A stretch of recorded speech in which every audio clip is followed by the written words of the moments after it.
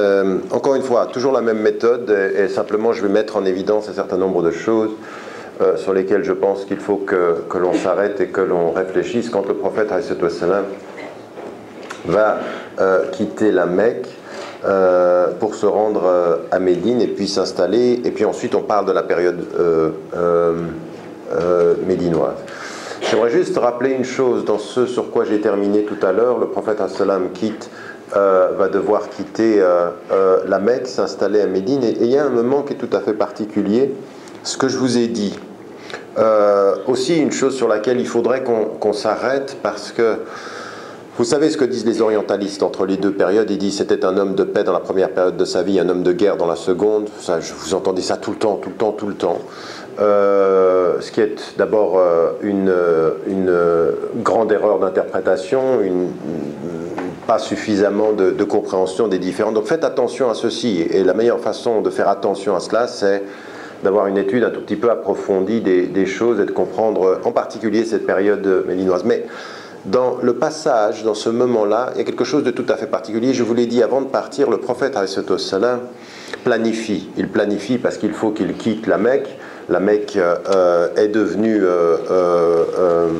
la réalité de la répression par les gens qui ne refusent le message, et donc il doit partir. Il a planifié avec tout ce qui a été l'accueil des gens qui venaient de Médine pendant les différentes foires, pendant 2 ans, comme je vous l'ai dit. À un moment donné, il part.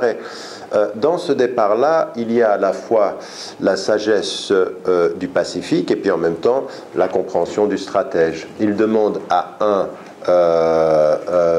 homme de l'aider à partir. Il partira avec Abu Bakr as-Siddiq radiallahu anhu, et il y a un moment donné que vous connaissez qui est tout à fait particulier. Je suis désolé, j'ai pas le temps d'approfondir ceci, mais c'est un moment tout à fait particulier. Le départ par rapport à l'oppression, la fragilité quant à un moment d'avoir tout planifié, à un moment donné de se retrouver dans une grotte avec Abu Bakr as-Siddiq et d'être protégé par une toile d'araignée. Vous connaissez ceci, ce moment-là. Et puis la peur de Abu Bakr as-Siddiq par rapport au fait qu'il se baissait et il pouvait le voir. Ya Abu Bakr, ma dhannuka bithnin Allahu thalithuhuma. Oh Abu Bakr, que penses-tu de deux? Allah subhanahu wa ta'ala est le Azza wa Jal, il est le troisième. Ça veut dire ici quelque chose de tout à fait particulier. On est à un moment donné clé de sa vie, où il y a une dimension qui est liée à se libérer de l'oppression, chercher la protection, et à un moment donné de fragilité, même avec toute la planification. C'est Allah Ta'ala qui les a protégés dans cette situation-là. Ça c'est aussi très important parce que ça va accompagner le prophète et toute la communauté des musulmans durant la période médinoise. Vraiment j'aimerais pouvoir dire plus là-dessus, mais j'ai pas le temps. Mais c'est simplement que j'aimerais que vous compreniez ça aussi comme étant un des éléments de cette transition. Deuxième des choses qu'on rappelle souvent dans la période médinoise, c'est que le prophète la première des choses qu'il va faire, c'est l'installation, au moment où il arrive, c'est la mosquée. Et là aussi, il y a 2 choses sur lesquelles la question de la mosquée comme installation, elle est aussi importante. Finalement, c'est l'une des données constantes de toutes les migrations musulmanes, partout, même ici, même en France. C'est-à-dire que quand on s'installe, eh bien, la mosquée, c'est en fait, on établit dans ce nouvel espace le fait que nous nous installons, c'est-à-dire le fait que ça devient un espace de vie. La sociologue Jocelyne Césari disait que par rapport à la mosquée en France, vous parlez de vous, mais c'est international, il y a un malentendu. Parce que pour ceux qui voient la mosquée apparaître, c'est comme si c'était la construction d'une invasion. Et que dans la compréhension des musulmans, c'est l'expression d'une installation, c'est-à-dire on reconnaît cet espace comme étant un chez nous. Et quand on dit chez nous, c'est pas qu'on colonise, c'est-à-dire qu'on va devoir avoir une contribution positive, une présence par rapport à cela. C'est-à-dire qu'on va devoir s'occuper de tout le bien dans cette situation-là. Donc c'est plus l'expression d'une appartenance que la traduction d'une colonisation. Si et seulement si on sait comment faire de notre appartenance la contribution et non pas l'expression d'une perception de la colonisation. Oui, vous voyez ce que je veux dire?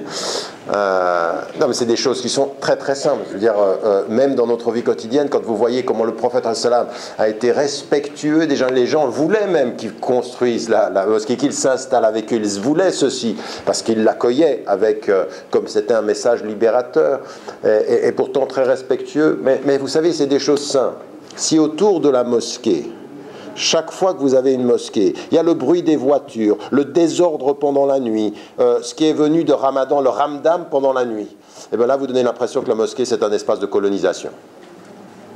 Mais si la mosquée autour d'elle, c'est de l'ordre, du respect, le bon voisinage, alors là, c'est une compréhension de l'installation et l'appartenance.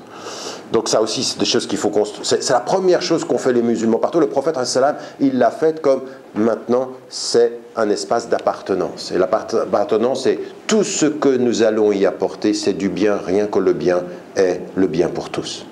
Une mosquée qui est la lumière du bien et non pas le signe de la colonisation par ceux qui viennent prendre un certain type de pouvoir. Deuxième des choses aussi sur lesquelles on insiste peu, c'est que le prophète, très très rapidement, il va commencer à réformer le marché, c'est-à-dire les règles du marché. Et le marché, à l'époque, c'est l'expression de l'économie qui fait tenir.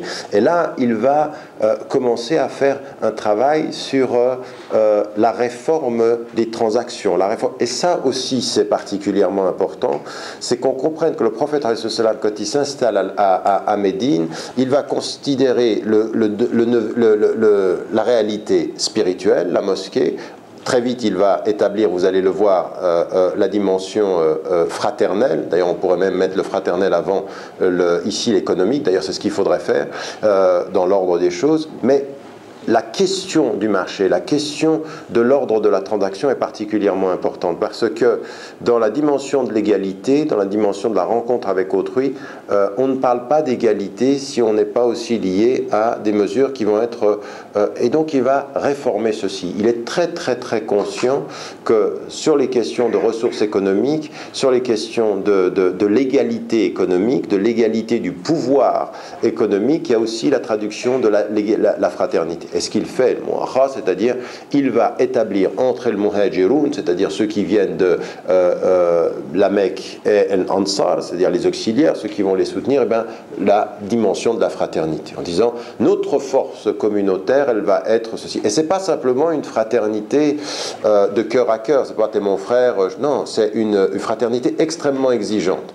Vous savez, le verset du Coran, Surat al-Hujurat, qui dit Innamal mu'minun ikhwa, c'est pas un verset qui est un verset simplement d'un statut voilà, t'es mon frère, je suis ton frère, on se sourit, salam alaikum, à la prochaine.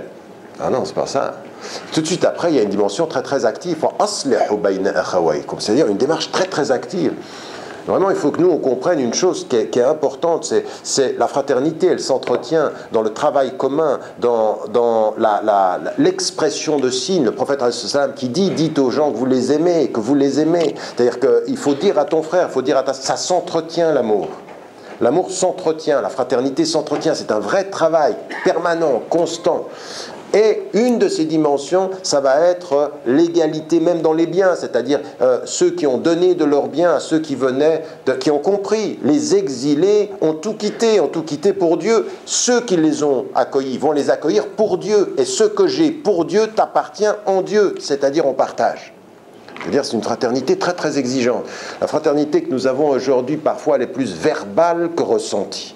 Elle est plus verbale qu'exigeante. Oui.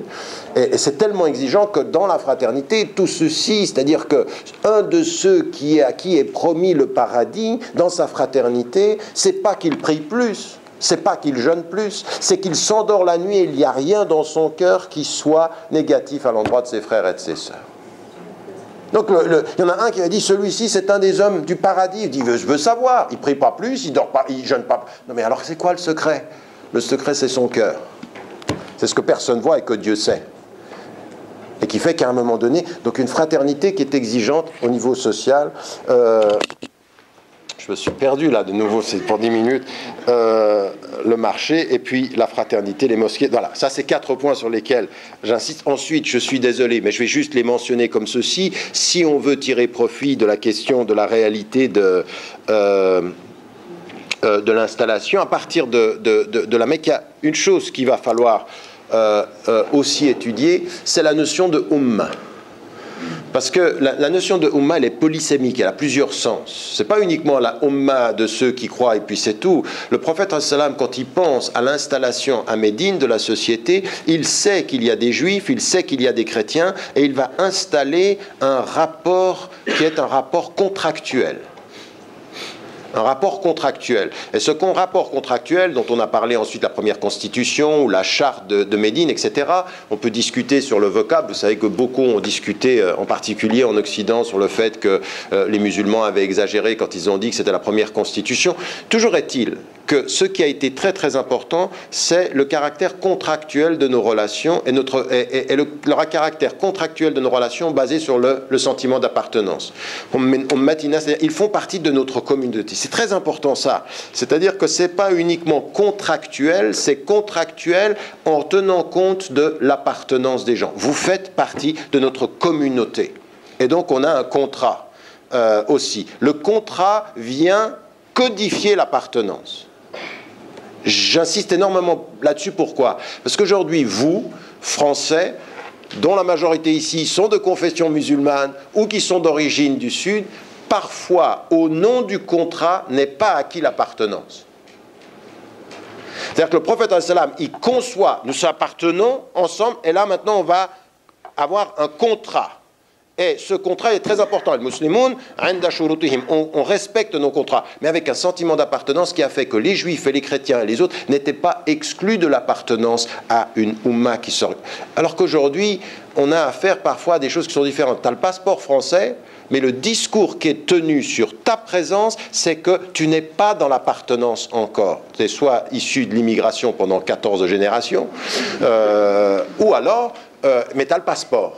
Mais je vous le dis pourquoi, parce que c'est des choses qu'on sent. Donc ici, de ce point de vue-là, il faut comprendre qu'il y a quelque chose de très très profond dans l'installation de l'espace qui va devenir une société structurée et organisée. Elle est structurée et organisée avec les deux dimensions, c'est-à-dire le légal qui régule et le sentimental qui donne l'appartenance, la dimension de sentiment d'appartenance. Ça, c'est un autre élément.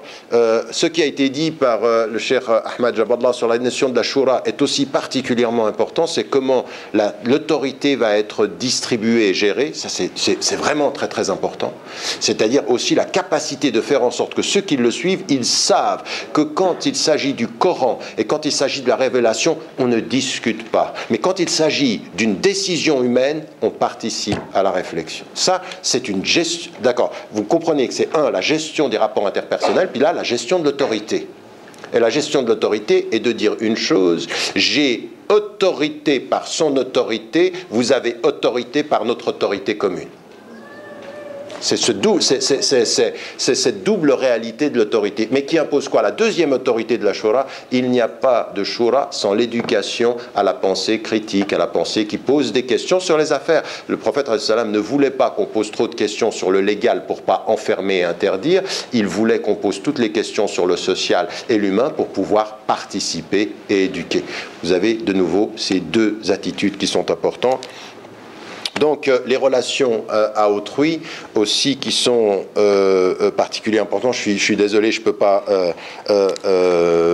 approfondir. Et il y a deux autres points sur lesquels que je voulais mettre en évidence.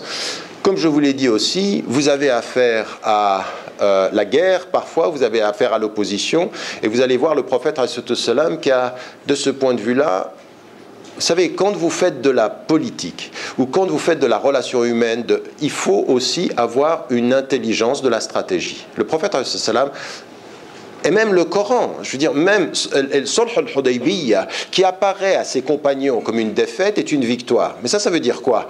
Ça veut dire, faites attention, la lecture première des événements ne veut pas dire exactement ce qu'ils peuvent porter. Inna fatahna laka fathan mubina, c'est-à-dire ce qui vient de se passer là, c'est une grande victoire. Et Omar, dont on ne peut pas dire qu'il n'était pas stratège, et lui, il n'a pas vu. Il n'a pas... Non, attends, on est dans la vérité, ils sont dans l'erreur. Qu'est-ce que c'est ça? Qu'est-ce qu'on vient de signer? On vient de signer la victoire, il a eu la défaite.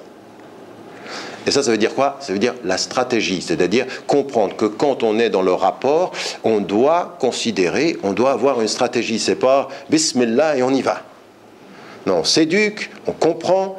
Comme on le fait dans un domaine particulier, de la médecine ou autre, on doit le faire des affaires personnelles et des affaires interpersonnelles. La stratégie pour le bien, il ne faut pas comprendre stratégie uniquement avec la connotation négative. La stratégie, c'est la compréhension de celui qui peut être l'oppresseur. L'oppresseur, il a une stratégie.